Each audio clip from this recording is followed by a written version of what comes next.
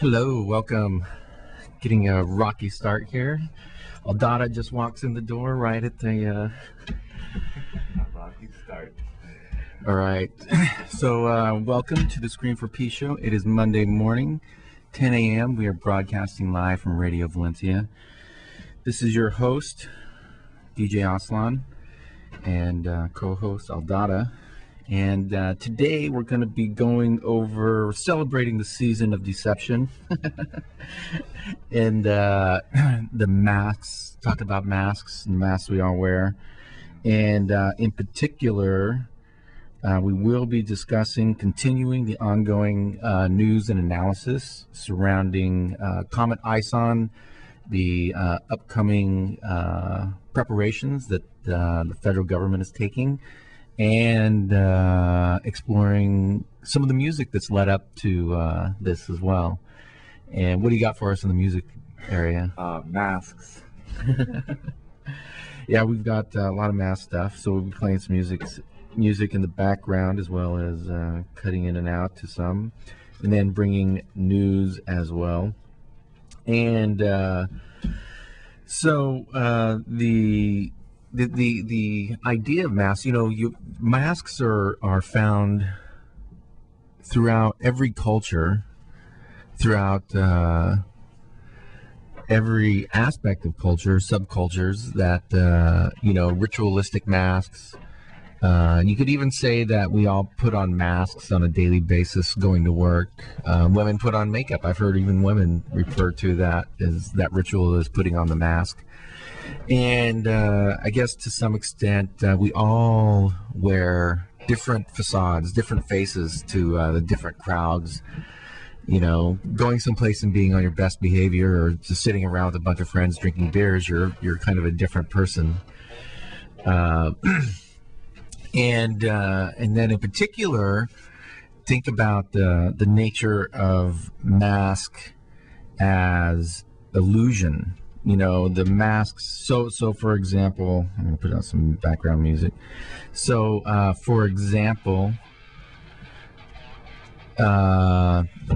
there could be politicians say one thing and do another. I don't know has anybody ever else heard of them, or am I the only one? What's the saying again? Oh, just do politicians wear a different face? Of course they do. Right. That's so. There's the entire government is shielded in secrecy and backdoor stuff, and I think part of the nature of politics is to create that mask. Create that elite positioning, make it difficult to participate in, shield it with hidden agendas, personal aspirations. Yeah. And so today we're going to be talking just about that, and in particular what's going on. The mask is being revealed as we speak, particularly with this Comet ISON and the approaching potential drastic effect it could have on our electrical grid, and how FEMA, Department of Homeland Security, have been ramping up for this for years. They've been preparing for this for a couple of years now, and it is all coming to an apex. And so we're going to be discussing that, some of the science behind Comet ISON, and the masks that are surrounded. Have you followed it that too much in the last week? Masks? No, the ISON. A little bit. A bit. Yeah, there's more information coming out every day. So we're going to be playing you some news clips and a few others. But what we're going to start out with is we're going to have a little Cramps behind the mask.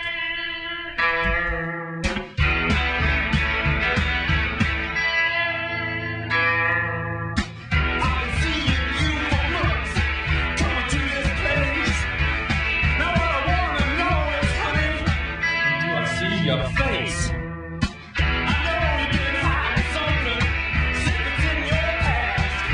Ooh, yeah, I just gotta know what's behind the mask. Please, baby, please.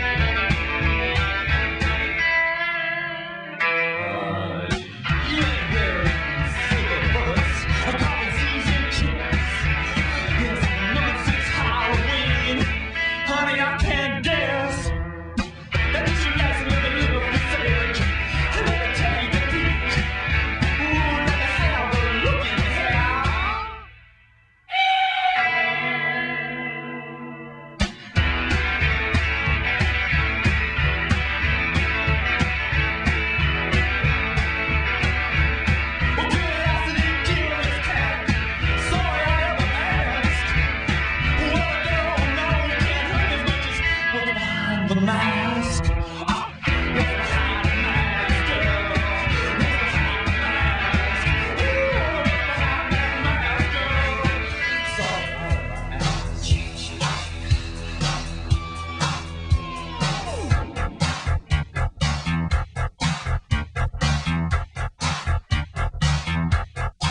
You're with your baby and you're popped alone on a summer night. You're deep in love, but you're deeper in the woods. You think you're doing alright. Did you hear that voice? Did you see that face? Or was it just a dream? This can't be real, that only happens, babe, on the movie screen.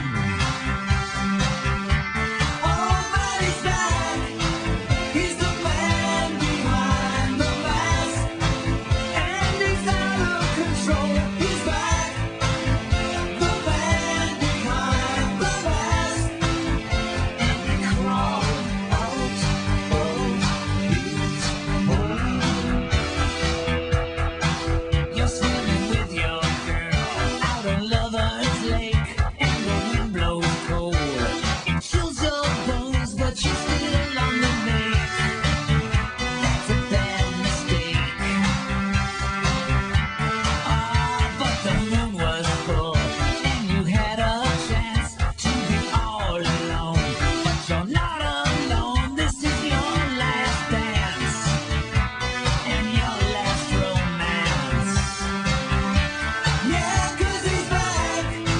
He's the man behind the mask, and he's out of control. He's back. The man behind the mask, and the crowd out of his world.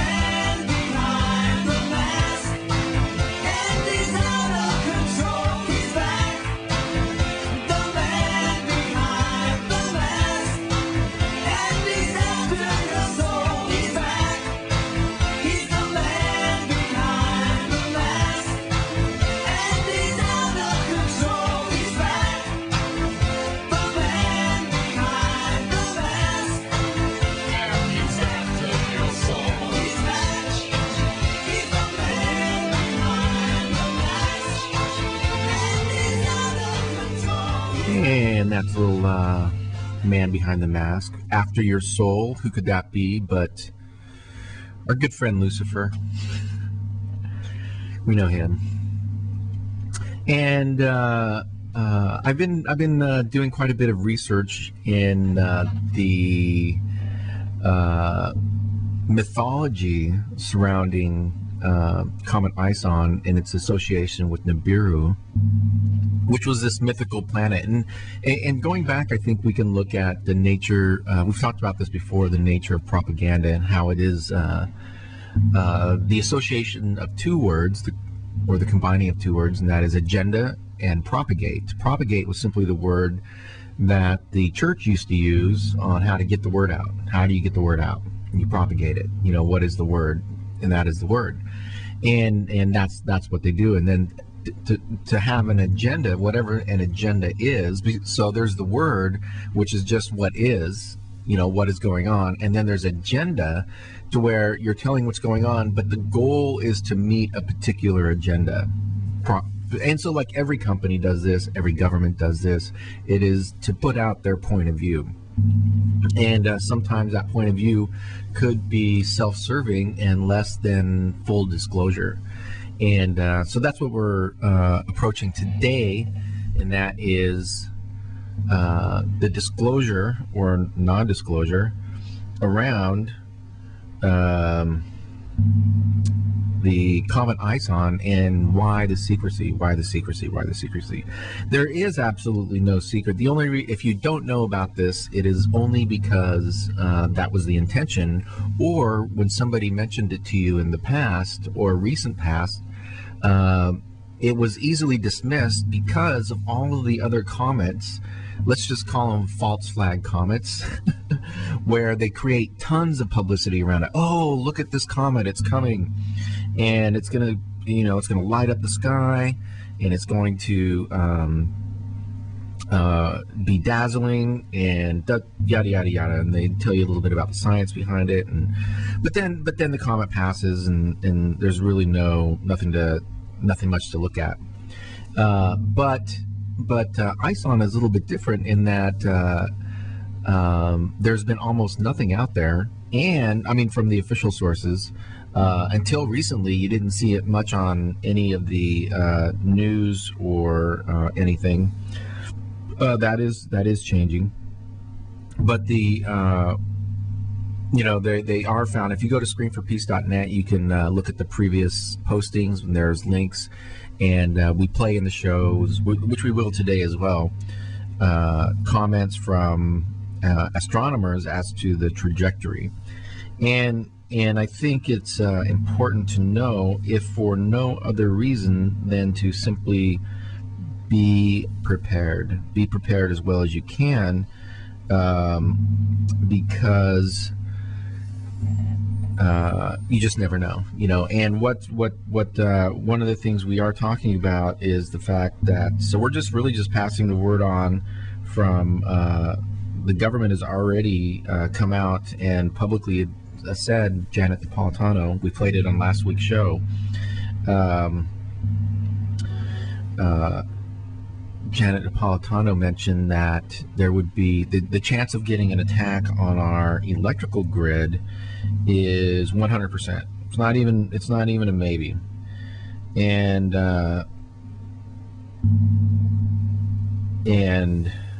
what would that entail? And one of the things that's just like, how do you know that it's going to happen? Even if the opposition are the cyber division of some foreign army hostile to Americans, let's just say that's even the case, the chances would still be less than 100%. Because there's always a chance that it wouldn't happen. But they have definitively said that it's 100%. So how do you actually know that? There's only two ways: imminent natural disaster, or the pre-planned attack. You attack yourself. And this has been the tactic for many military incursions throughout history, and that is the whole notion of the false flag. Hitler did it to pick a fight with Poland. There was like 50 different false flag attacks along the border, and that is just a matter of historical fact. And so it would not be unthinkable that there are forces within governments everywhere that would be willing to do this, regardless of just to pick the fight, just to pick the fight. And so you've got that component, and then you've also got the approaching ISON, which if you have a understanding of astrophysics, which is not that difficult if you put your mind to it, and the celestial movements of these massive bodies, then it begins to take on a more profound effect. The effect that sunspots have on us, solar flares, and the recent increased activity. We've had like 5 earthquakes in the Bay Area this last week. Small ones, 2 to 5, but they are increasing. So we're seeing increased seismic activity, and there is also volcanic activity increasing, and has been for a while. So we've got this giant body, and when I say giant, people will try to downplay the the size of it, but it's larger than Manhattan. It's about 4 miles wide, about 8 miles long, but it has the density. When you're measuring things, you really have to take into account their mass, particularly bodies moving through space. So a pound, or let's say a square foot of styrofoam, does not weigh the same as a square foot of brick, right? Those are very different because the mass is different. And this, if it was an inert rock that had nothing but ice at the center, it would be a radically different story than what we're actually talking about. But this was measured by astrophysicists over the last 50 years to have the mass of approximately 4 Earths, the size of 4 Earths. So imagine a basketball weighing as much as the Empire State Building. That's the kind of mass this thing has. And it's got a hot center, and it is traveling through space at 2 million miles a day, creating massive spatial distortion as it moves along. And it's actually getting brighter as it gets closer to the sun. We're going to start seeing a synergy between that and the sun. It's entering our atmosphere, not our atmosphere, but our view on November 19th. And the concern here, that it's a very real concern, is that on November 13th, FEMA Area 3 goes on high alert to, and they are staging a, what are they staging? Grid X2. You can just Google Grid X2 FEMA and you'll find lots of stuff out there, which is a international effort between FEMA, Mexico, and Canada on establishing control parameters in the event that there is a power grid breakdown, attack on our grid. And they're already positioning it to be a cyber attack. So the general public, the people who are glued to ABC, NBC, CBS, Fox, CNN, they have heard the phrase impending cyber attack already many, many times. So when it actually happens, even if it's a solar flare, we're getting increased flare activity. And so even if it's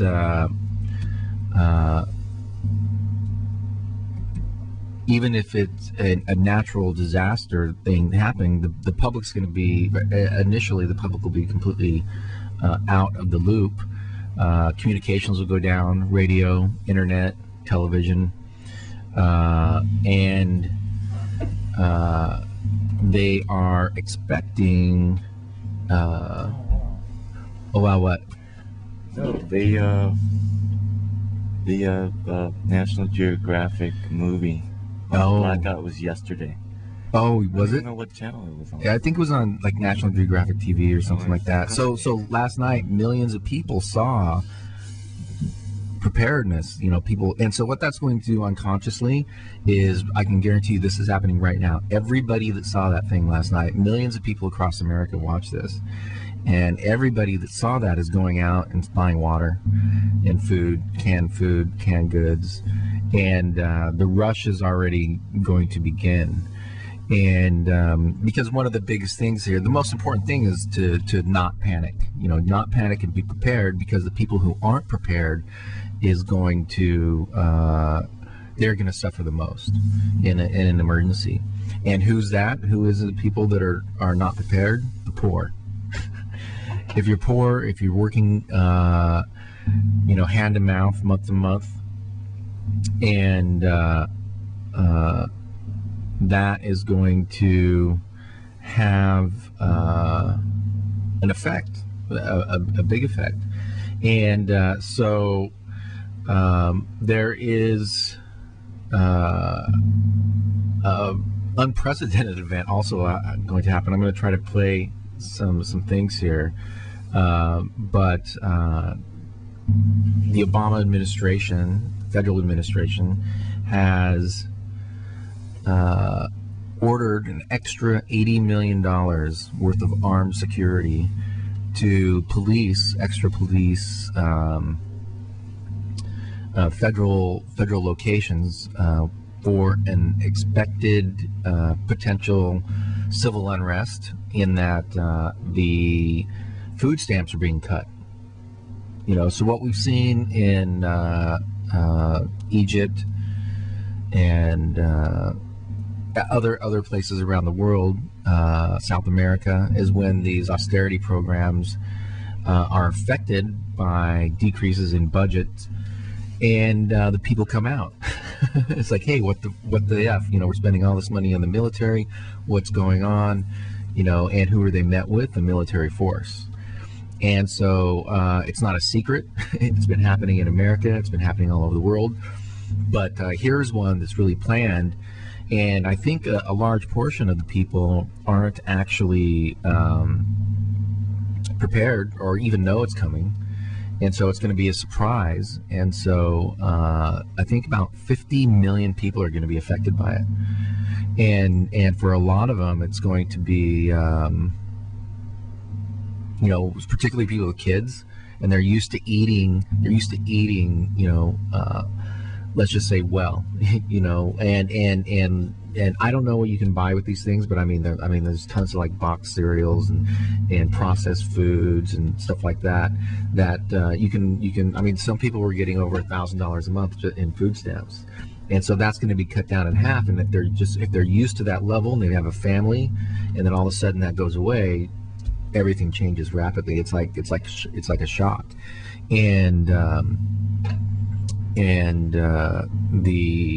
I found this. Let me see here. And so the feds are preparing for it. Here's a little word. I think this is. I found this little word from Anonymous, which could potentially be part of Operation Mockingbird and a CIA project in itself.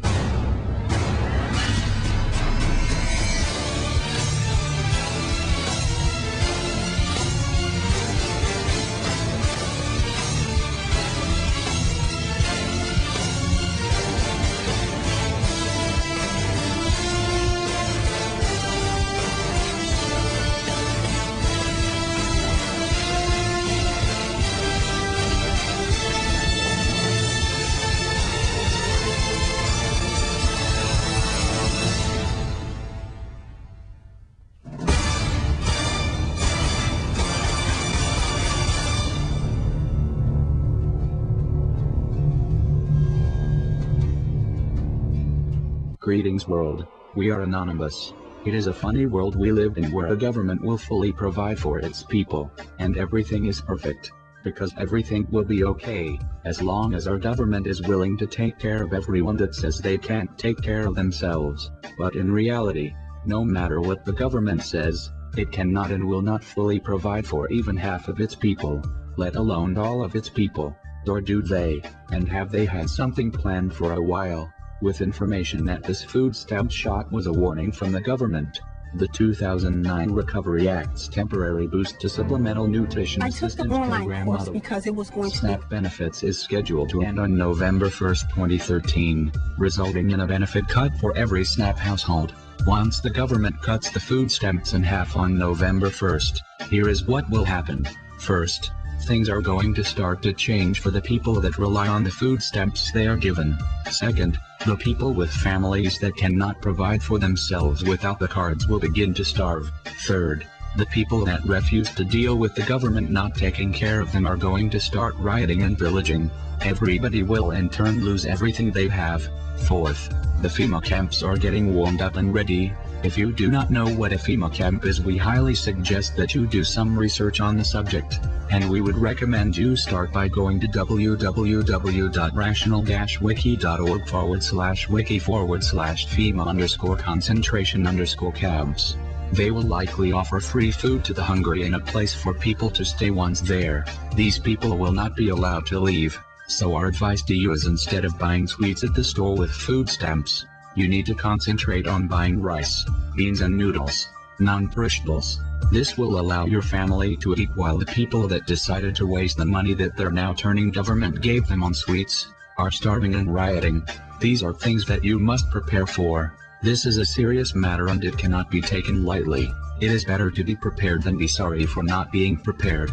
The EBT cards that some people do rely on, whether or not it is right that they have them, they do rely on them. It is like a dog and his master. Dogs are not truly meant to be taken care of.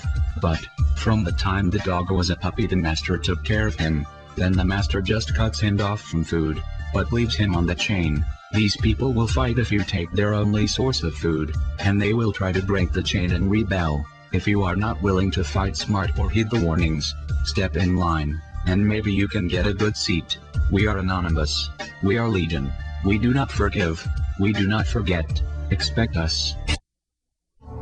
Let's start with cyber. Yeah.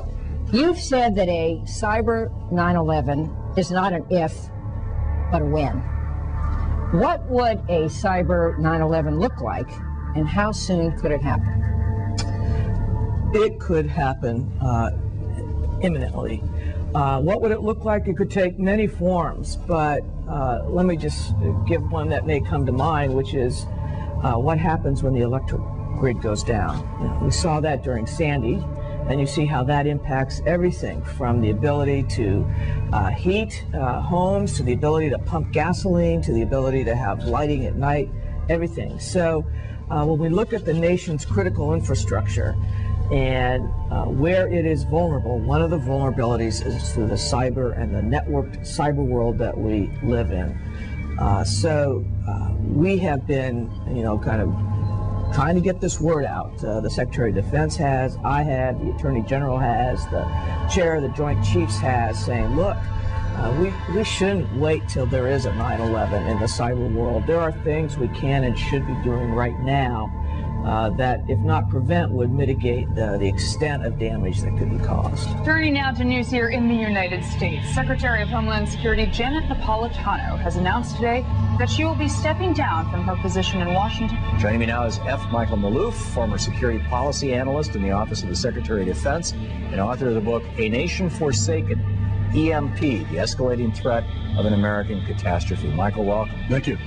Just to define terms, electromagnetic pulse? Yeah, it's an intense burst of electromagnetic particles that come descending on down and that can absolutely destroy all of our electronics if they're unprotected. Isn't, back in the 80s, the Northeastern power grid shut down one day and nobody knew why, and it turned out later it was a bunch of particles coming from the sun, as I recall. Yeah. Isn't that a kind of a mini example of EMP? Well, we have a mini EMP could be from a solar burst. We're now going through one of our most intense periods, 11-year cycle of the sun, and NASA has raised all kinds of concerns about that, especially if we were to get a direct hit. They're estimating that the cost could be upwards of $2 trillion, affect about 164 million people, take 4 to 10 years to recover if we get a direct hit. Wow. And that's basically, it comes out of a sunspot, and so it's like the sun is blowing it out somewhere in that 360 degrees if we happen to wander through that. Exactly. If it comes from approximately the middle of the sun, it could result in a direct hit on Earth. Some of these solar flares can be 2 to 3 times larger than the Earth itself. Wow. And what would it do? It will fry your electronics. You see, the United States is a technology-based society, whether it's our internet, our telecommunications. We have very critical infrastructures. They're all dependent upon electronics, the national grid system. But when the electricity goes out, the water goes out, the sanitation systems go out. Everything. We couldn't go without very, very long. An electromagnetic pulse can be devastating to the grid, and it is not something that has to be, or necessarily will be likely to be, carried out by an adversary. It can be carried out by the sun. You could have a very substantial share of the U.S. that go down from the EMP. Due to resource constraints caused by sequestration, Air Force Space Command officials have directed the 21st Space Wing to prepare to discontinue operations at the Air Force Space Surveillance System by October 1st. By discontinuing operations, the space surveillance system would not be maintained in operational status. In recent days, top U.S. law enforcement officials, including the FBI director, have warned that there's a potential for a much bigger and much more consequential cyber attack in the near future. It was just yesterday that Homeland Security Secretary Janet Napolitano said our country at some point will face a major cyber event that will have serious effects on our lives, our economy, and the everyday functioning of our society. NASA did a study and its findings are now out. We're not talking about global warming, a brand new government study on the very real destructive threat of solar storms. I want to show you New York City at night. Times Square, drove through here at 8 o'clock last night. Streets are empty, but the electric power grid would be wiped out by the current. Lights and computers, transportation, hospitals, all would go down. The study warns it would be a disaster, far worse than anything we have seen before. DHS Secretary Janet Napolitano warns of serious cyber attacks and unprecedented natural disaster. The outgoing Homeland Security Secretary has a warning for her successor.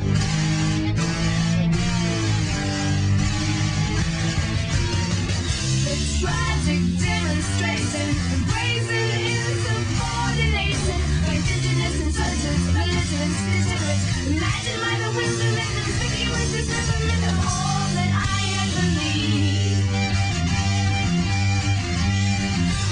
How we had all been deceived. It was short, sharp, sudden, surprising, short, sharp. It was a vulnerable catastrophe. There were things no one should ever see. Arrests were made arbitrarily. Evacuations were mandatory. Indefinite detention and solvable killings. Weeks and weeks of agonizing race. Relentless, unexplained physical attacks.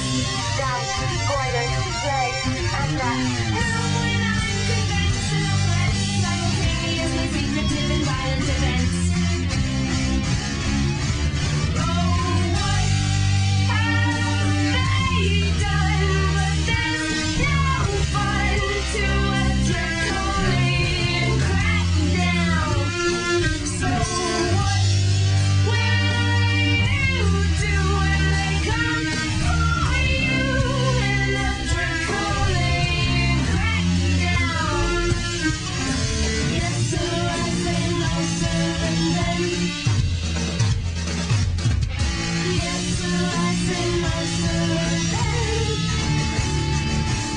Something's wrong, oh very, very wrong in the chaotic nature of the soured atmosphere. We have found ourselves participants in a nightmare. I took the blame, the hatred and uncertainty. I said I now declare a state of emergency with immediate effect indefinitely. I went to a point and a plan from here until a vicious secret no hands land. I went to a point and a plan from here until a vicious secret no hands land.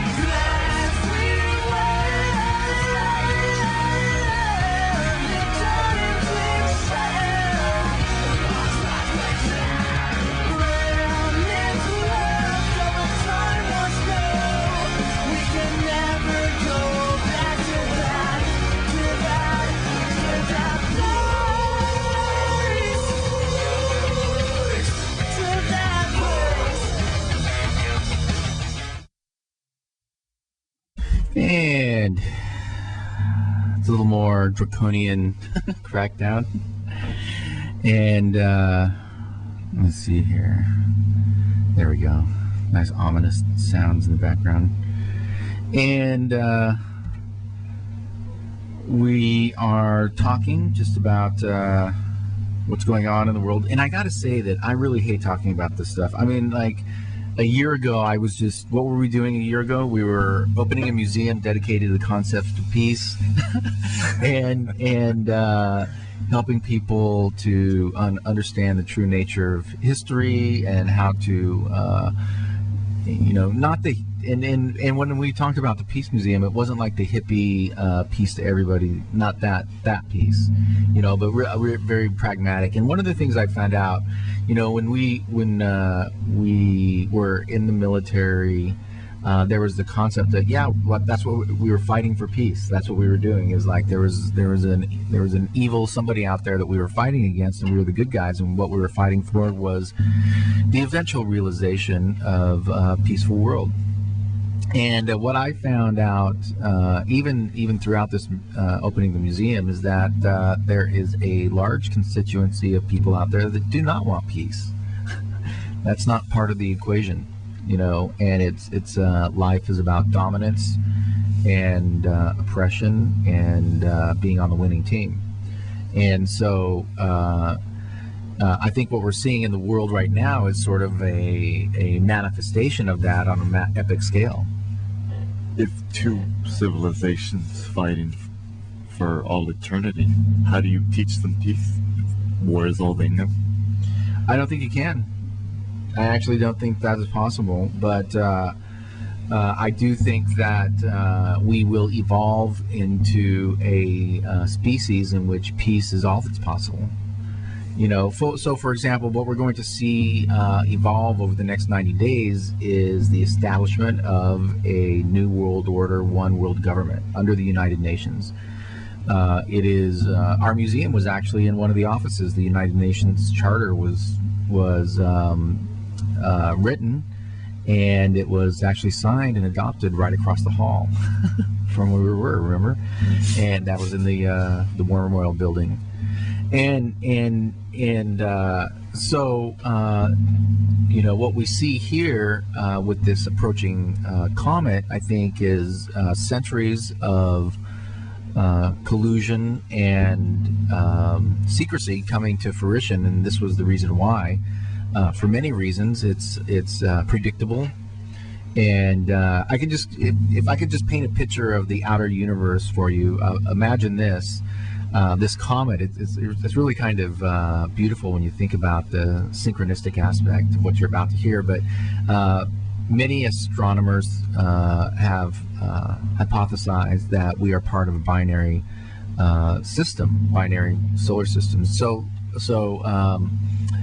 what we see with this approaching comet is the connector, the belt, if you will, that connects to. So imagine we have a solar system with the sun, and we rotate around the sun, and a bunch of other planets and moons that do so as well. And somewhere in the not too distant far part of the Milky Way galaxy, there is another sun, roughly the same size, with roughly the same comet or planet makeup around it.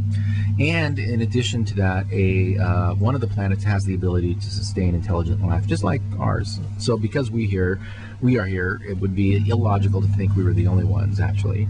And what makes this a binary system, we're traveling together at the same time, but there's this comet ISON that actually encircles both suns. It's in an elliptical orbit around both suns. And we happen to be living in the time in which it's returning and passing on our side. After it does so, it's called a sun grazer. It's going to graze the sun on the 29th, I believe, of November. It'll be visible in our day-night sky on the 19th. If you have a telescope, you can see it yourself. Just look at the night sky towards Mars. You should be able to spot it. And it's got a coma that's trailing behind it. Like I said, it's 8 miles. It's millions of miles long, really. I mean, like when you see the whole thing, the piece itself is 8 miles, roughly 8 miles long. But the coma, that's the trail that it that follows it, which is also, there's a debris trail following it as well. And so what we're going to see happen over the next 90 days is the comet's going to be visible in our sky, which that means that its effect will be directly affecting Earth on the 19th. And there is no way it cannot have some effect, even if it's just a warming effect. You know, I think this has been traveling around these two suns for millions of years, and here's the thing: is when it's kind of like our timer as well, because when that comet breaks, our tether to the other solar system will also break. Thus, radically, all the things will be drifting further apart, which means that it'll cause a massive shift in all of the entire solar system will reposition itself and begin to rapidly drift apart, because they've got this comet that's this comet trail, this comet tail that's been tethering the two together for so long. And so the comet itself has been measured to have the density of 4 Earths. So even though it's only going to be 40 million miles away, there's absolutely no chance of it even hitting us. In its wake, you know, there are millions of miles long of debris. Whatever's in the debris, it had to pass through the Kuiper Belt before coming to us. So it's likely to have picked up many smaller asteroids along the way. And so it'll be visible in our sky on the 19th. It's going to go around the sun. It's going to come back, and it'll get another pass at us, and it'll be biggest and brightest on December 26th. It's estimated to have the brightness of 10 moons, 10 times brighter than the moon, right? And unlike the moon, though, the moon is simply reflecting light off the sun. So it's all this power coming back that yes, here may cause a disturbance. Yes, and it's going to synergize with the sun, and it's going to draw solar flares towards it. You know, it'll absorb a lot of it, but then what's going to get back? Solar winds are going to pick it up. So this is what the FEMA is preparing for, is a real EMP blast. But there's also thousands of people out there that believe they will also use this to their advantage to basically, under the guise of a national emergency, dissolve the United States and reemerge as a one world government. You know, when people are desperate enough, hungry, and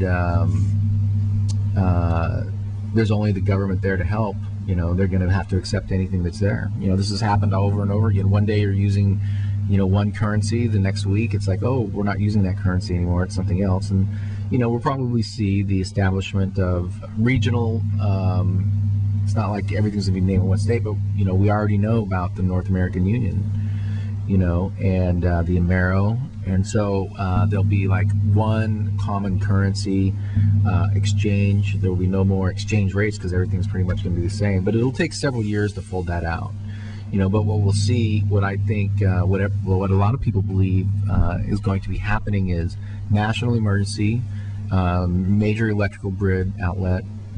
People, mostly the poor people in urban areas that don't have big stockpiles, are going to have to come out into the streets. You know, a lot of people are going to be mad and angry, and those first few days are going to be key, because the people that are zero prepared are the ones going to come out in the streets and have to deal with all the looters and all of that. That's why FEMA and DHS is ramping up. That's why this week is Urban Shield all over the country, not just in Oakland, but here in the Bay Area. It's in Oakland where municipal first responders and police forces are becoming armed, trained for an emergency just like this. And so I hate to be the dealer of doom, but facts are the facts. I would much rather be just talking about art shows and philosophy and the next party. But I think just as even a community act service journalist, we have a obligation to the public, you know, not to hide the bad news. That's what, you know, so many people are just, they don't want to hear bad news. They don't want to hear, and they've been conditioned. The American public has been conditioned to believe that nothing bad will ever happen. You know, we've been told since we were kids that, you know, our whole lives we're number one, nobody could ever do anything to us, we have the strongest military in the world, yada yada yada. But the true nature of the bigger picture stuff is always obscured to some extent. You know, everything is a hidden agenda to some extent, and one could even go into and say that everything that you know is a lie, or at least a partial lie. I found out the other day, you know, during 9/11, people were you heard throughout the news, people saying, how could we have ever known that somebody would attack our infrastructure with airplanes? How could we have ever known that? How did you hear that? People said that. You know, do you recall during that time? No, you were just a punk ass kid back then. but on July 28th, 1945, a B-25 bomber, Army B-25 bomber, flew directly in to the Empire State Building. Shit. And destroyed 3 floors. About a dozen people were supposedly killed, and that could have been like a major false flag attack, because a week later 2 bombs were dropped in Japan on the cities of Nagasaki and Hiroshima. Yeah. And what the word on the street was, when the bomber hit the Empire State Building, was the Japs did it. They must have did it, you know. And then that went in, the bombs went down. And how many people were in internment camps back then? 200,000, something like that, 2 million? Yeah. I can't remember. It was like a lot of people. And what happened? They came to their house, said, hey, you got to go. They took everything they owned. They threw them in prison until after the war. And when they were after the war, they gave them $15, said, good luck. No compensation whatsoever. I think a couple of people got it. Or it was just like that. And that happened in the United States. You know, my grandfather served in that war. And so for people to think that couldn't happen in America, you know, it's already happened, you know. But what we're seeing now is a combination, perfect storm, if you will, of opportunity mixed with a little evil and a history that we think we know but really do not. You know, the history of the world is written. I mentioned this before. The history is written by the victors, and whoever controls the history controls the present. And generally, if you go back throughout history, it's not the nice, peaceful, loving people that are the victorious. It's the most aggressive and dangerous that are the victorious. And this is where all the discussion throughout, you know, every place talks about the New World Order, the Illuminati, the 1%, the ruling class, royalty, the elite. All of these phrases all generally refer to like a class warfare, the controllers and the controlled.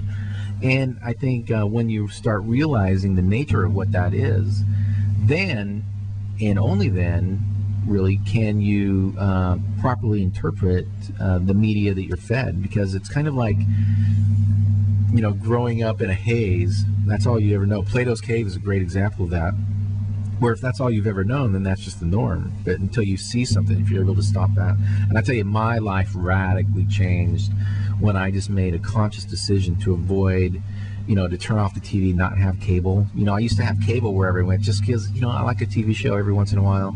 And like to lay down if I'm just don't want to do anything, I can easily turn on the news, see what's happening, watch it, and then you go back after a couple of years of not seeing that, and you watch it, and you're like, oh my God, that is so weird. Look at that. That's obviously false. Hey, that's not true. Hey, what is this?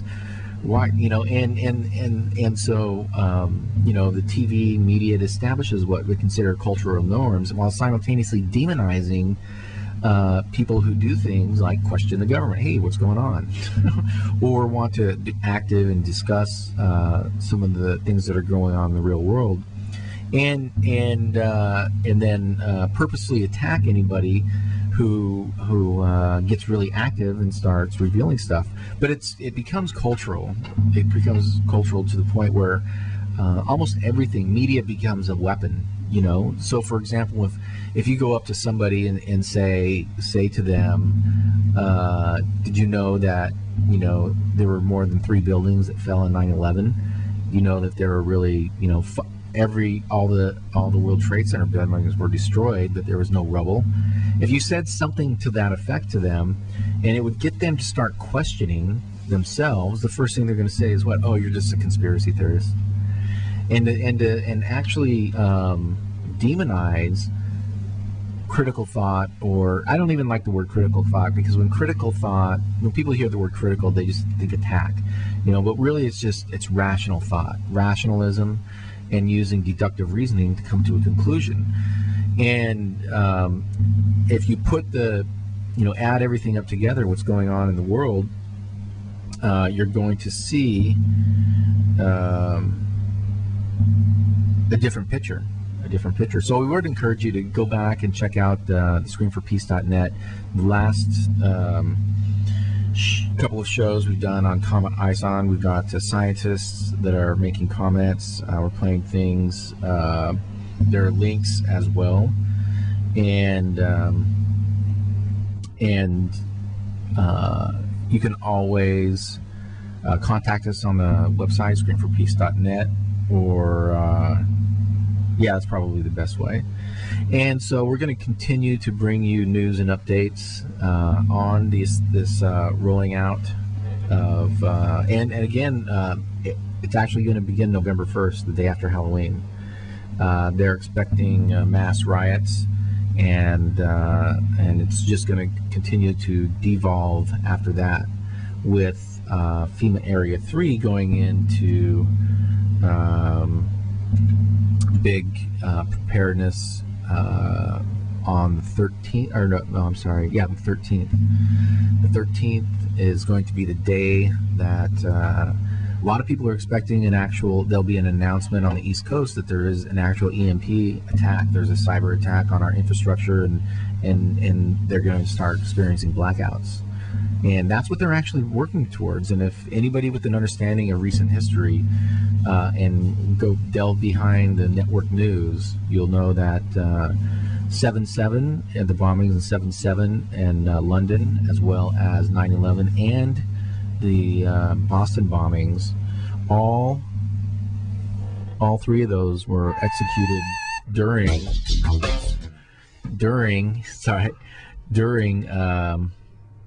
drills. And so there's a drill scheduled, and so like if something happens, but the drill is not just scheduled just to be a drill. And again, here's the mask. In the back, we got a little Fleetwood Mac running. We'll play the whole song in a second. I just wanted to pull it up. So here's the mask they have to put on, and it's the dope panic mask. And it's just like, what are they going to do? They can't save the whole world. They can't build housing for people that are poor now. They're not going to be able to do it for everyone. Right. What could have been a catalyzing event for all of humanity is now just going to be a clusterfuck and a hostile takeover, basically. And the expectation of, I think, to expect, well, the mask that they're wearing is the mask of secrecy, in the sense that they didn't want to tell everybody this, but it's been told to us a million times in one form or another, media. Even if you go into Bible prophecy, a lot of what's happening now in the world is actually there, and if you take into account the position that nothing of a global nature ever happens, that's just completely ridiculous. I mean, it's wishful thinking that it's not going to happen during our lifetimes, but you look at just the evidence on Earth. There are giant craters all over the Earth, and throughout time there have always been cataclysmic events that were seemingly mysterious. Nobody knew why, the dinosaurs went away. Nobody knew why all this stuff happened. Well, what if they did know why? They just didn't want to tell us, because if they told us, they would lose their power structure. Because if everybody, imagine it's 1950 and the entire Earth knows in 2013 this comet's going to come and just fuck everything up. we would like not look towards the government for help. We would like start forming our communities and start preparing ourselves. And the government would just lose complete and total power, probably. Not complete and total, but I mean, like in a big way. It'd be like, hey, that doesn't matter. Those political games don't matter. We don't care about who the president is. We need to worry about our local municipalities. You know, fuck the UN, fuck Iran, Iraq, all those countries, they're on their own. You know, we need to prepare. Hide in the sand dune. Right. But you can see that you know, the word occult is really just hidden knowledge. What if the hidden knowledge was this? This was part of the hidden knowledge that the Masons, the top level of the Masons, the Illuminati, everybody had to keep tight. And what they were doing was we're utilizing this to be able to socially engineer the outcome. Because probably throughout history, we're probably the best equipped because of our command of space. Are best equipped to deal with this. More people are probably going to survive this one than ever throughout time. But even the ancient Egyptians had this on their walls as Nibiru. I think that's just the name that's assigned to it, but the sun god. And they depict on their walls that there's this sun that's going to come, and the sun has wings. You know, and you take a lot of Christian mythology, not just Christian, but astrotheology in general. It's built on the idea that the son of God is coming, and that what is God? What did people worship? It was the sun. So the Son of God. It's going to on December 26th. Actually, probably before that as well. But I mean, leading up to December 26th will be at its brightest. Throughout that week, it's going to look like the sun has a sun, and that sun is going to cleanse the earth. And how it's going to do that is it's going to disrupt our electrical grid and affect, you know, everything: the food, water, the tides. We can expect coastal areas to receive flooding, earthquake areas to receive earthquakes. Typhoons, things like that, but it'll happen. It'll be like Katrina worldwide, and then after the initial impact in that restructuring, that regoverning, the system is already set up. It's already set up. I mean, it's all public knowledge. It's out there if you want to look for it, and. So let's listen right now to a little Fleetwood Mac, brighten things up a little bit. And what? No. What you got next after this? Right. When the Man Comes Around by Johnny Cash. Okay, so we got a little old stuff, little classics. We go And kind of also from brightness to darkness. We tend to do that a lot. You know, the show is actually about the convergence of philosophy. The philosophy found in music is sort of inspired by the collective conscious, and so these ideas, these songs that come to people, are almost like a premonition, or they are an observation of the universe in a way, or different parts of it. And so when we talk about things, we go out and find music, and there's always tons of music about everything. Never had a problem finding, you know, tons of songs about any one topic, even quantum physics or any of that. So there's a song written about everything, you know. Even Comet ISON, there's tons of stuff. A couple of 2 weeks ago, I think, I did a show on the Anunnaki, and so I played all songs called Anunnaki in the title, and that was there was I don't even know, I didn't even get to them all, you know, but I found dozens and dozens and dozens, and some were pretty good. It was a good show. It was 4 hours of music, 4 hours of Anunnaki, and then we're going to talk about that in the second hour as well. And so here is a little Fleetwood Mac.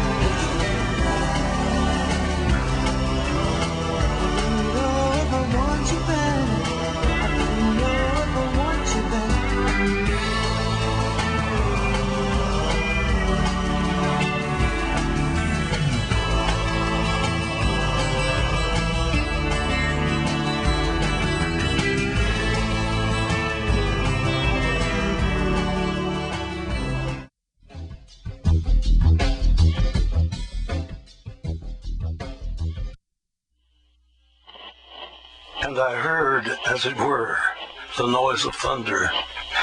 One of the four beasts saying, "Come and see." And I saw, and behold, a white horse.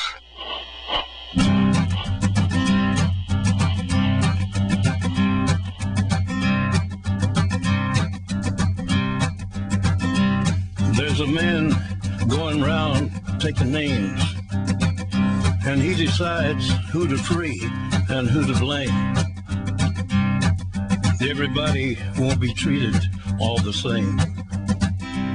There'll be a golden ladder reaching down when the man comes around. The hairs on your arm will stand up at the terror in each sip and in each sup. Will you partake of that last offered cup, or disappear into the potter's ground when the man comes around? Hear the trumpets, hear the pipers, 100 million angels singing. Multitudes are marching to the big kettle drum. Voices calling, voices crying. Some are born and some are dying. It's Alpha and Omega's kingdom come. And the whirlwind is in the thorn tree. The virgins are all trimming their wigs. The whirlwind is in the thorn tree. It's hard for thee to kick against the pricks. Till Armageddon, no shalom, no shalom. Then the father hen will call his chickens home. The wise men will bow down before the throne, and at his feet they'll cast their golden crowns when the man comes around. Whoever is unjust, let him be unjust still. Whoever is righteous, let him be righteous still. Whoever is filthy, let him be filthy still. Listen to the words long written down when the man comes around. Hear the trumpets, hear the pipers,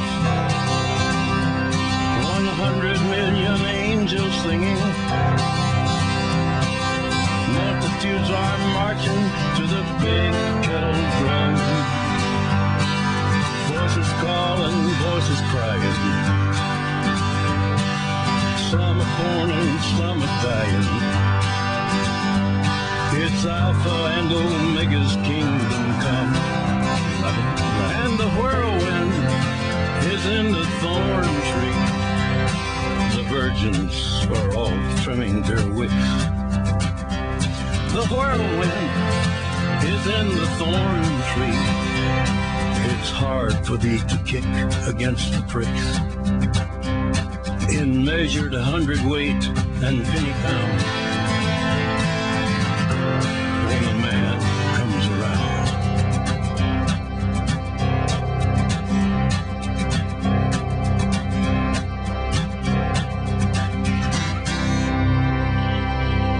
And I heard a voice in the midst of the four beasts, and I looked, and behold, a pale horse, and his name that sat on him was Death, and hell followed with him.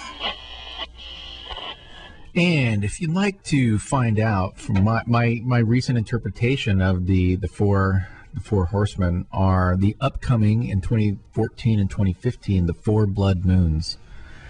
And if you look at the history, I'm not going to get into it today, but if you look at the history of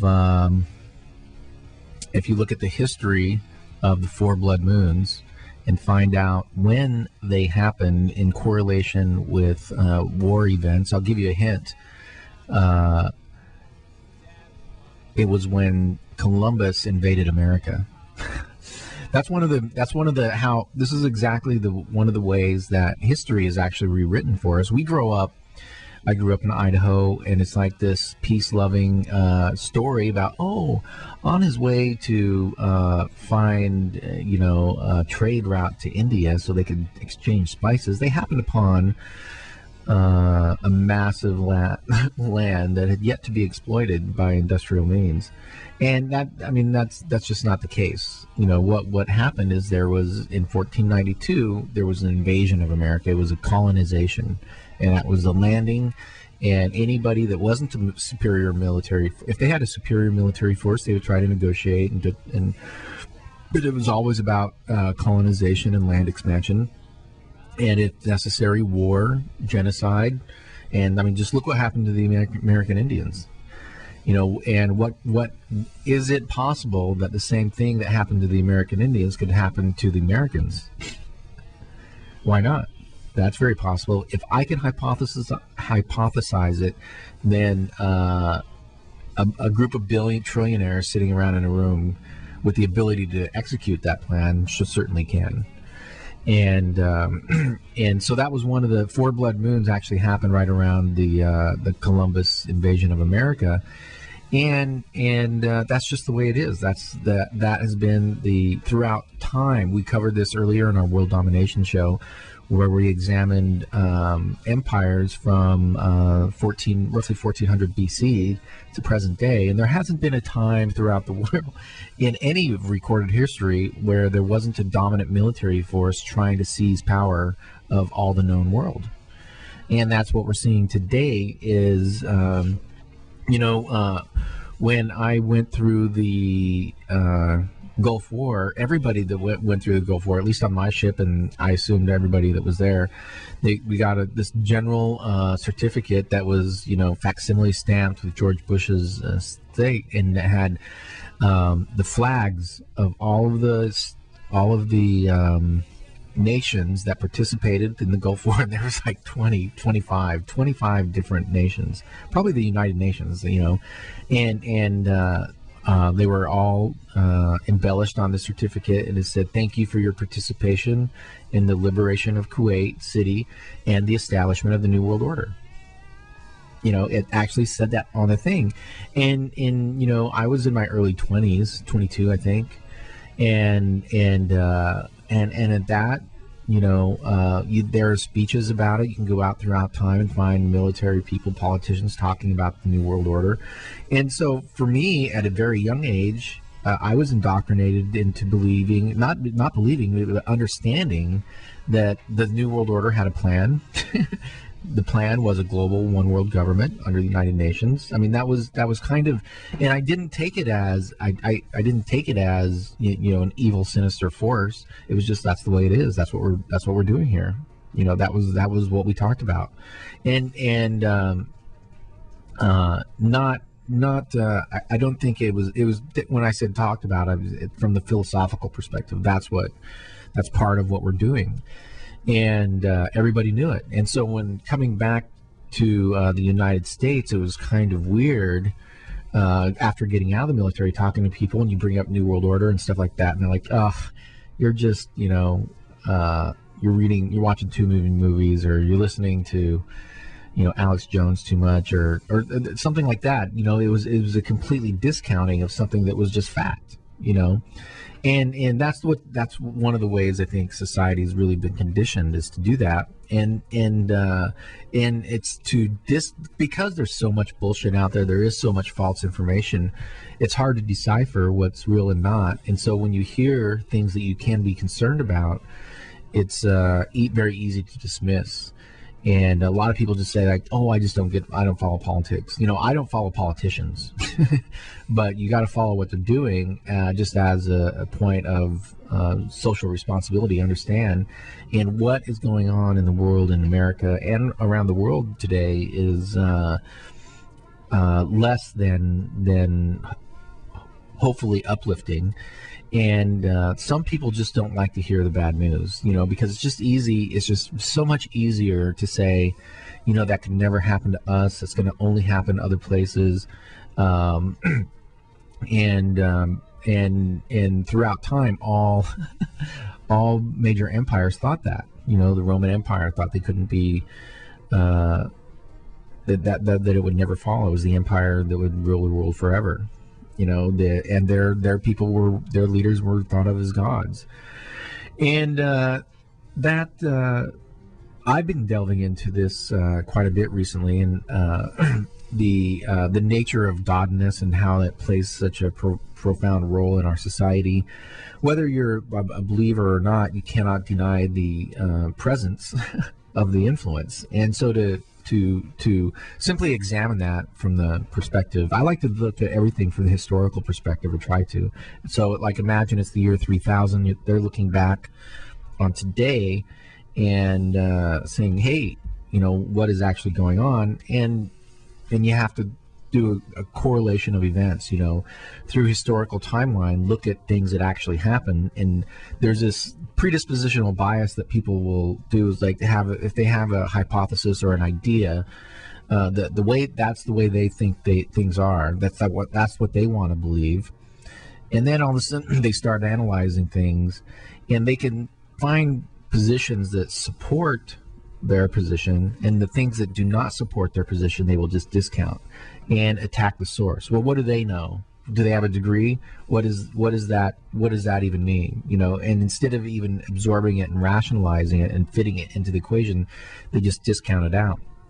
And that's the way I think in many ways society has been programmed to do that, as part of the disinformation campaign.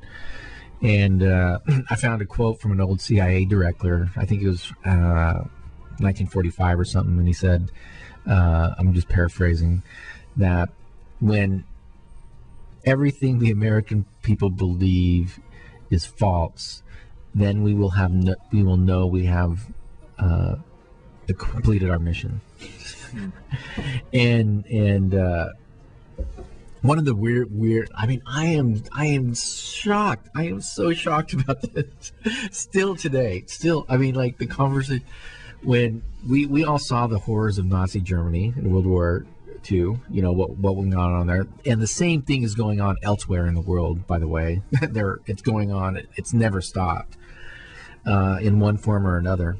And but if you talk to people about Operation Paperclip, the establishment of both NASA and the CIA, from a core constituency of escaping Nazi scientists, and the fact that George Bush's Prescott Bush, when George and Prescott Bush was head of, I believe it was the Union Bank that was funneling money into Germany before, during, and after the war, and he was like a convicted, indicted, maybe not convicted, but an indicted Nazi war criminal, and that's a matter of historical fact, right?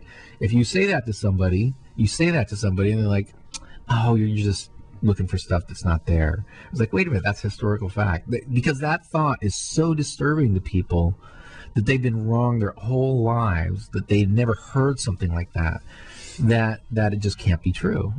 But the reality is that was true. And then we go through, and not only does one of his sons become the director of the CIA and a very accomplished fighter pilot, he was no weakling. This guy went into battle. He this was the senior George Bush, and went into battle, was shot down, and went back into battle. And went on to be the director of the CIA and then president. So the son of a convicted Nazi war criminal became the director of the most secret organization in the country, and then became the president.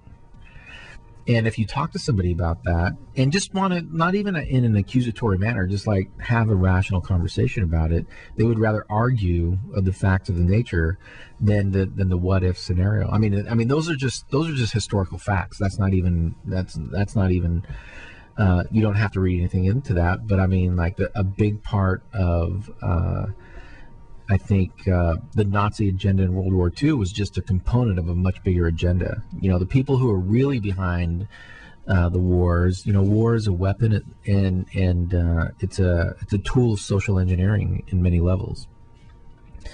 And you look at what's going on right now in the world, and the role that myth and history have been interwoven in such a manner that we're not even aware of the reality that's out there. Look at all the secrecy. I mean, just imagine if there was no secrecy in government. Everything was completely transparent. There was no top secret anything, because nobody has a top secret program that's going to be benefit all of humanity. That's never been revealed. The top secret programs that could become declassified always have to do with military weapons. and I think one of the reasons why war occurs is people want to see these changes come about in the world, and they're mortal. At most they're going to live to be 100, and they're going to be active until like their 70s maybe, and so they have a finite timeline on a 1,000-year plan. They want to see much of it happen during their lives as possible. So they use the leverage, oppression, interest, and war to make those things happen as soon as possible. So that's kind of why we see these things. But then you look at the secrecy and think of how different would the world have been, even if it was discovered 100 years ago and made public that this comet was going to come in and have a radical effect on our environment and completely change, everything. And it could be for the better, it could be for the worse. It's kind of a crapshoot. What, Sergio? What do you think what would happen to the world? I'm not sure. I want to wait to see.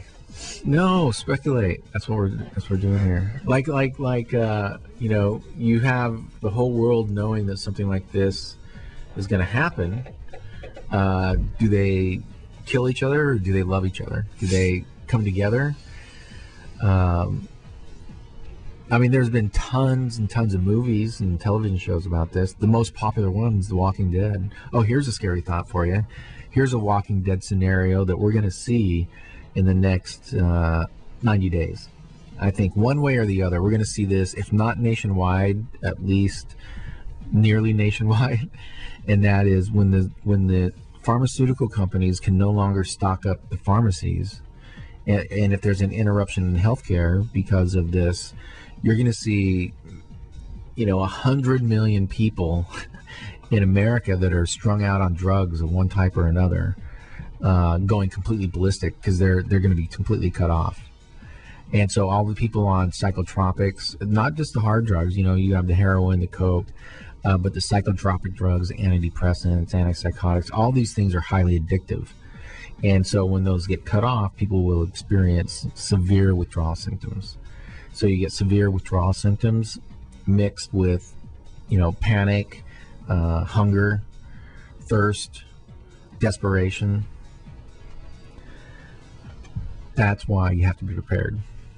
And if there's people in your home, that have any special needs, because if you're looking at an extended period of public service interruption, I've never had this happen my entire life. But imagine you just went 2 weeks with no electricity, and the whole city, so that you can't go to work, right? The stores are empty. There's no water flushing. There's no electricity. No refrigerator. Whatever you're stuck with in your house, you have to do. There's no toilet. So after a couple of days, you have to figure out what you're going to do in that realm. Where do you potty when the water goes out? If you're in a big building, what people are going to do is come out into the streets, and that's why there are FEMA camps set up. That's why FEMA exists. People have often speculated that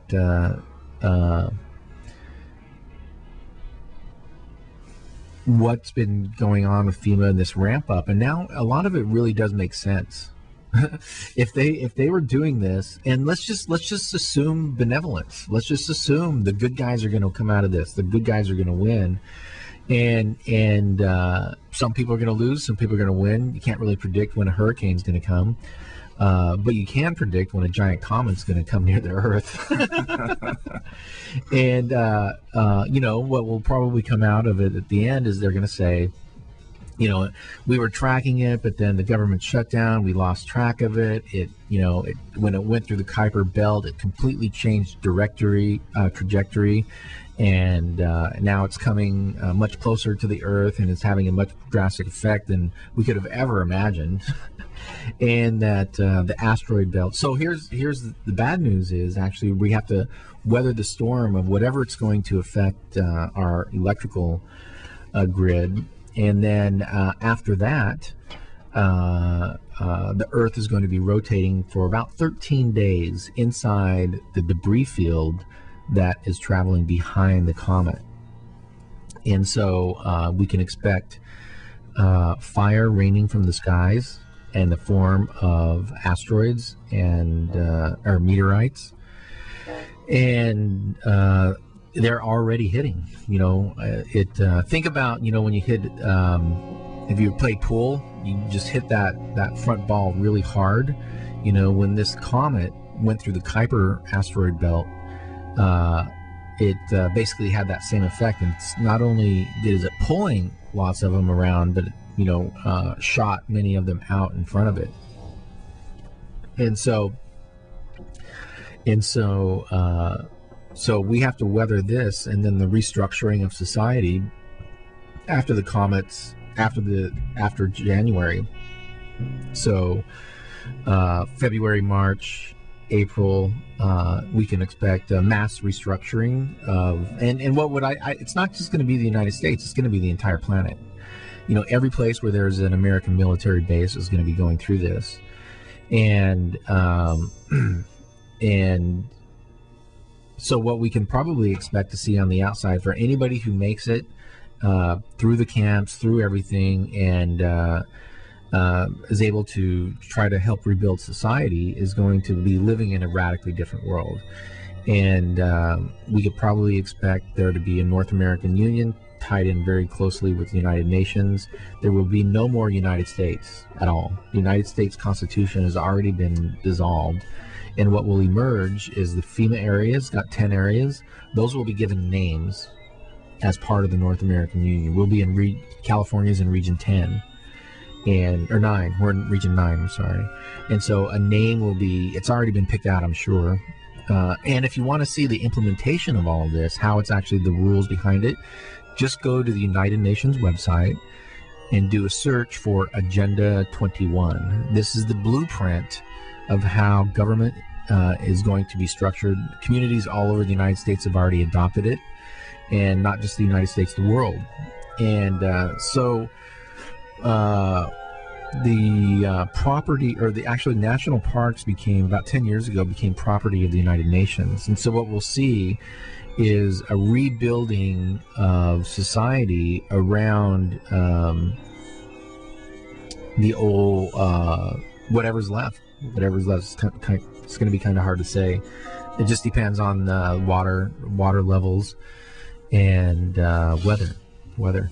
The scary part is, I grew up in a Catholic environment, and they have the Book of Revelations and these fairy tales that are, the world's going to end, and there's going to be this culling, and then the four horsemen of the apocalypse. I mean, that's what Johnny Cash was just singing about, right?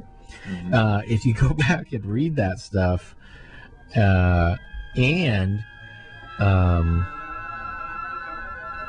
think of it in terms of this comet coming and having this one effect, it seems like it's like a primitive people describing exactly what's about to happen, and if you look back at and think about, there's a saying that the biggest joke, or the greatest trick the devil ever pulled was to convince us he just wasn't real, something along those lines.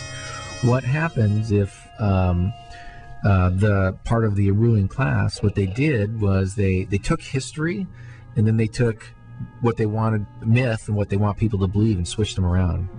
So I'm not saying like the word of God is in the Bible. But what these people did is basically wrote the Bible, and they wrote history and projected, what's going to happen in the upcoming history, what the plan is. They took what's really going on in the world and made it myth.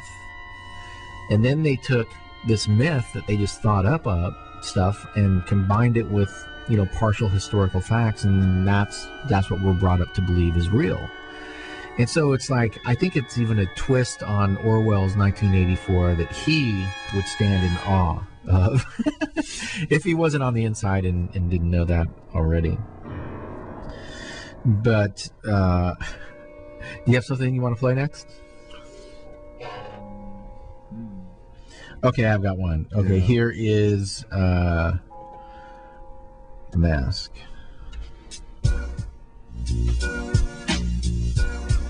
Have you ever worn the mask? Yeah. 1 2 1 2.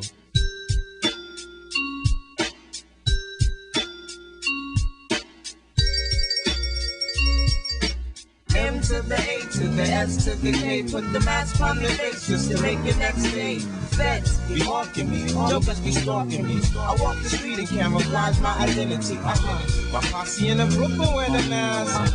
My crew in the Jersey wear the mask. Got kids doing boogie woogie wear the mask. Yeah, everybody wear the mask. I used to work at Burger King, Akeem taking orders. Punching my clock, now I'm wanted by the manager. Souping me up, saying, you're a good worker. I want you like a quarter raise. Move up to the register. Large in charge, but you gotta be a spy. Come back and tell me who's bagging my fries, getting high on company time. Hell no, sir-ree. Wrong MC. Why should I be a spy when you're spying me? And you see what you thought you saw but never seen. You missed the last move, checkmate, crown me king. Pull my 22 pistol, whip them in his face. Now I'm fired, sober, now I'm wired. Eyes pitch red, but the beat bop my head hit the streets for relief. I bumped into feds, I got kidnapped, they took me to DC. Had me working underground, building missiles for World War III. M to the A to the S to the K. Put the mask on your face just to make the next day. Brothers be gaming, ladies be claiming. I walk the street and camouflage my identity. My posse uptown wear the mask. My crew in the Queens wear the mask. Pick up kids with the Tommy Hill wear the mask. Yeah, everybody wear the mask, but how long will it last? I thought he was the one done. I was done by his lips. Taking sips of an Amaretto sour with a twist. Shook my hips to the baseline. Joker grabbed my waistline. Putting pressure on my spine, trying to get elbow to wine. I backed the ball from then I caught him. 5 fingers to his face. I had to put him in his place. This kid invaded my space. But then I recognized the smile, but I couldn't place the style. So many fronts in his mouth. I thought he was the golden child. Then it hit me, that's free from off the street around my grind. I haven't seen him since 15 when he got booked for doing scams. I tried to walk away, but he wouldn't let me leave. He ran him quick behind me asking, yo, what happened to my nigga Steve? Steve was like the kid I went with back in grammar school. I chuckled, knucklehead, I seen him yesterday. He's busted, so who you checking for now? Probably some intellectual. I kept the conversation straight, but he kept trying to make it sexual. His old lady tried to play me, waved her hands up in my face. Yo, I told her check the man, cause bitch, you acting out of place. M to the A to the S to the K. Put the mask on your face just to make it next day. Brothers be frontin', then they be running. I walk the street and camouflage my identity. My posse in the Bronx wear the mask. My crew on the aisle wear the mask. Think us kids rolling in the Omni wear the mask. Yeah, everybody wear the mask, but how long will it last? 3 a.m. in the morning, on the boulevard, I'm still at large, engaged with my entourage. Me and Godfather in the 67 Dodge. I stepped out and looked, then posted up my guard. Searching for my car that was stolen from Scotland Yard. My first instinct was to check the top shop garage. As I rang the bell, someone tapped me on my back. I turned around and looked, it was a rookie in the mask. He said, I got an itch on my trigger.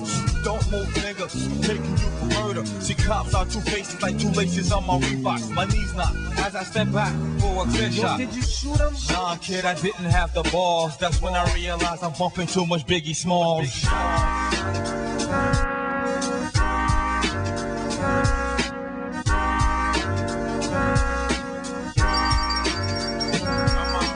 M to the A to the S to the K. Put the mask on the face just to make the next day. Brothers be beefing, cops be beefing, brothers be scheming, and shit be teaming. Jokers be smoking, and staying broken.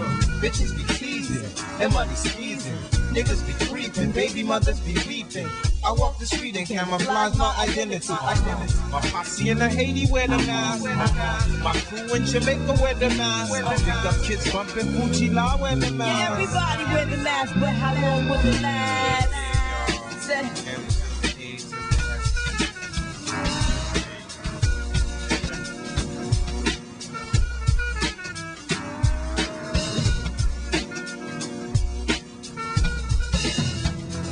Yo, man, just rolled up this shit was ill.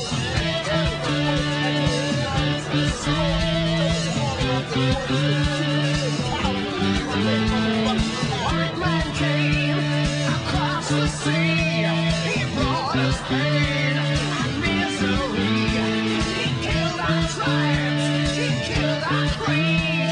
He took our game for his own need. We fought him hard. We fought him well. Out on the plains, we gave him hell. But when it came to much to free, oh, will we ever be set free? Riding through those clouds and barren wastes, galloping hard on the plains, chasing the redskins back to their holes, fighting them at their own game. Murder for freedom, stabbing the back, women and children and cowards attack. Run to the hills, run for your lives. Run to the hills, run for your lives. Soldier blue in the barren waste, hunting and killing's a game. Raping the women and wasting the men, the only good Indians are tame. Selling the whiskey and taking their gold, enslaving the young and destroying the old. Run to the hills, run for your lives. Run to the hills, run for your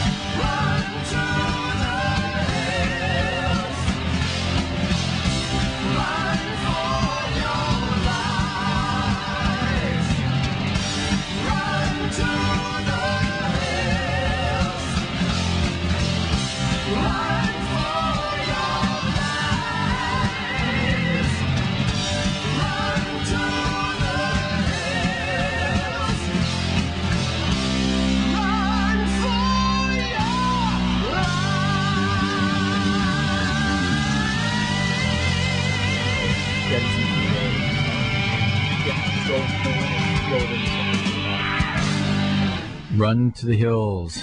Are you running to the hills, or are you going to stay? But if there's an evacuation, you might not have a choice. If the lowlands of San Francisco, the Mission District flood, and utilities are wiped out, they'll be forced to evacuate and go to temporary FEMA camps, and then be transferred into wherever possible. The long term, they have larger prisons. But when things like this happen, a big problem is disease.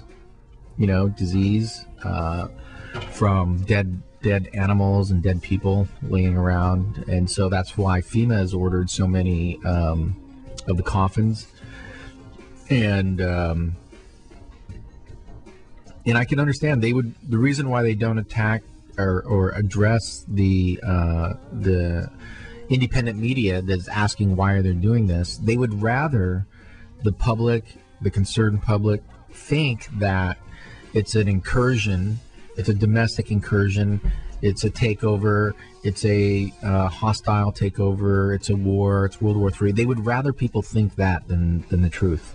I mean, regardless, only the fittest and healthiest survive, so they're going to be collecting a lot of elderly bodies. Oh yeah, everybody in the hospitals will be gone. Because after 2 or 3 weeks with no electricity, there's going to be no means. Everybody that's living off a respirator, there won't be any electricity to run it. And so we'll that just happens everywhere there's a natural disaster. But you're right, anybody with special needs. And it's really easy to do, because I think just yesterday or so, and then the entire elderly facility was abandoned. They simply left. And wow. They weren't completely alone with the cook and the janitor. I was like, what kind of world are we living in? Well, I tell you, there's an unconscious. The thing is as this comet gets closer, it's going to affect the density, but it'll also have a pretty radical effect on consciousness, and that in many ways it'll be energizing our atmosphere. And we will be able to experience sensations that we didn't think was real, that we didn't think was possible in our relationship to each other and the world around us. And right now we see all the signs that this is all happening, and it's not, it's not theoretical. It's not. It's not even subjection. If you just look at the facts and how things are rolling out. I mean, I saw a video on YouTube with U.S. gunboats, U.S. Army gunboats patrolling, I think, the Mississippi Delta, with 50 cal guns mounted on the back with, a dozen people in each boat, and keeping the sea lanes safe, keeping major throughways safe, keeping the public safe. That's going to be paramount job here in any natural disaster. And so we're just urging people to be prepared, but also prepare yourself with knowledge, and don't believe that it's a cyber attack. Don't believe that it is those missiles or comets falling through the sky, or missiles, or vice versa.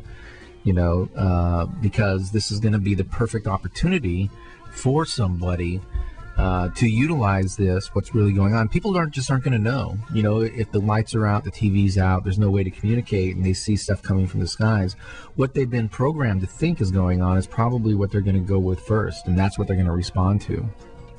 And so keep yourself informed with Planet ISON independent news. Go to the Independent, as well as whatever your regular news sources are, and be prepared. This is happening beginning the day after Halloween.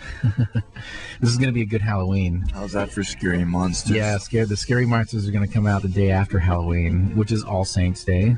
And yeah, but 50 million people are getting shortchanged, and they're not going to be happy. And FEMA or the feds are preparing appropriately, and this is not a drill at all. That's going to happen. And then nationwide Operation Urban Shield. Go check out Urban Shield in your area, see what they're up to, and see what they're preparing for, and just prepare yourself as well. You should have several weeks just to play it safe of food and water. It's about a gallon a day per person is what you want to have. A couple of weeks, you want to avoid the rush at the beginning, and it wouldn't be bad if you have an outdoor electrical or a barbecue or something like that. That's cool. If you have an indoor, you might want to buy one of those propane gas things. Just camping gear, camping at home. If you're in a cold area, a good way, set up your tent in your living room. Conserve heat that way. Sleep within an enclosed space. and just try to prepare for an extended period of public outage. If you live in an area that they just completely evacuate, you could expect a door-to-door evacuation where staying isn't an option. If it becomes too dangerous, they just come in and force you out. So it's good to also have what is referred to as a bug out bag, and that is a bag with food, some water, change of clothes, shoes, things like that. What, if you were forced to go camping for a week, what would you take? That's what should be in your bug out bag. A network of phone numbers and addresses that are not in electronic form. So write them down on a piece of paper. Keep them on your person. Also, your important documents. You might have just a driver's license, social security card, stuff like that. And some puzzles, so you don't go crazy. Yeah. Some puzzles or a couple of books. Yes, keep your brain active. Yeah, that's good. And and it might be good to have one of those, get a solar recharger, battery charger, something like that. Something so you can somehow plug something in somewhere, because if the utilities go out, they will come back on. You just don't know when. So I've got a little news here. We're going to play another news clip, and we'll be right back. Director have warned that there's a potential for a much bigger and much more consequential cyber attack in the near future. It was just yesterday that Homeland Security Secretary Janet Napolitano said our country at some point will face a major cyber event that will have serious effects on our lives, our economy, and the everyday functioning of our society. So imagine if the lights just went out across the entire country. Oh my God! Seriously, the power went out and everybody's like panicking. They don't know what to do. There's reports of blackouts happening all over the East Coast. They're going to New York City. So I don't know. This thing might be bigger than I think it is. A little panic there, right? Yeah, no kidding. And it seems awfully familiar. That was a clip from American Blackout, a movie airing this weekend on National Geographic Channel. Last night. It depicts the aftermath of a colossal blackout caused by a cyber attack on our nation's electrical system. And our next guest says this kind of thing, not just for the movies, it could really happen. That's right. Eitan Edwards is an expert in disaster preparedness. He also contributed to the film with all of your expertise. So we're certainly glad you're here. We're talking about things from blackouts to cyber attacks. The more we are online, the more susceptible, I would assume, we are for something like a cyber attack and complete blackout. Yeah, well, it's because, again, that what's happened is, to a large degree, that individuals now have the ability to kind of like interrupt the system, because it's a very fragile system. And so because everything is connected to the computer networks, it's hackable. Hackable, right. It's a computer network that controls everything that we do, and one individual with the right skills and the right situation can produce a tremendous amount of damage. I mean, you don't have to worry so much about nations, because we're all intertied economically, so it's not in their best interest to kind of screw us up in that respect. But one person who has the right skills and the right situation can do us a tremendous amount of damage, and they could do something like this. And we're coming up on the anniversary here in the Northeast of Sandy, which was last year, which, we thought we were prepared, but we weren't at our house. A lot of people weren't, because when you got in your car to go get some gas for your generator, you go to the gas station, they don't have electricity, they can't pump gas. You go to the ATM to get some money, there's no electricity, that means there's no cash. That's right. And we've got to, as a society, we as a people, even more so, we've got to accept the responsibility that we've got to take care of us. Sure. And we can't really look to government to be this like all-powerful entity chaotic. That we've got to do for ourselves, because these things happen and we've got to be able to deal with it when it goes down. So speaking of which, I think given what happened last year, a lot of people started to try to get prepared, but what do we actually need? I started putting preparedness boxes under the stairs at home, which I'll tweet out later on Facebook and see if anyone has the same things. But what do we need in those boxes? Well, one of the first things that you're going to need is like having an emergency food. Okay, 8 minutes. Okay. So that was just some news from national sources. So what they are doing is preparing people for what is going to be unfolding over the next several weeks. And so again, we just want you to get prepared. And also, if you have a telescope, go out and key it on Comet ISON, so you can check it out as it approaches and makes its pass through the sun. and hope it doesn't explode. A lot of people think that the best thing that could happen is if it actually flew into the sun, but that would be the worst thing that could happen, actually, because it would completely disrupt the entire equilibrium of the solar system. And we all know what happens when that happens. And so thanks for joining us, the Dealers of Doom, on today's Scream for Peace show. And coming up next, a little jazz. How'd your first show go? Aces, cool. And yeah, check us out, screamforpeace.net, radiovalencia.fm, and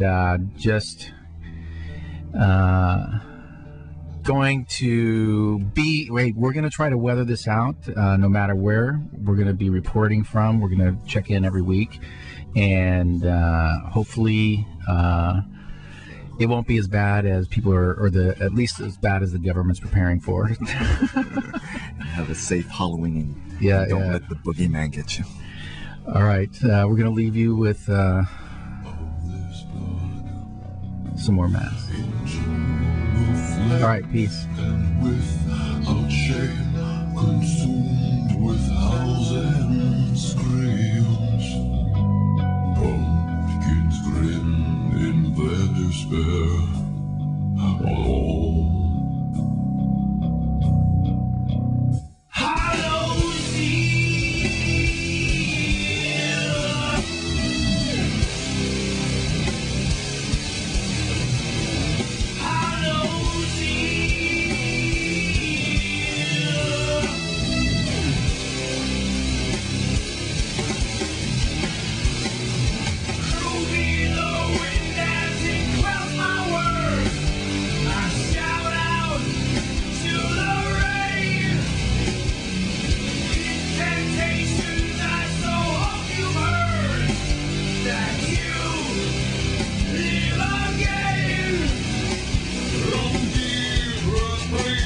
Cold dreams, but weakness falls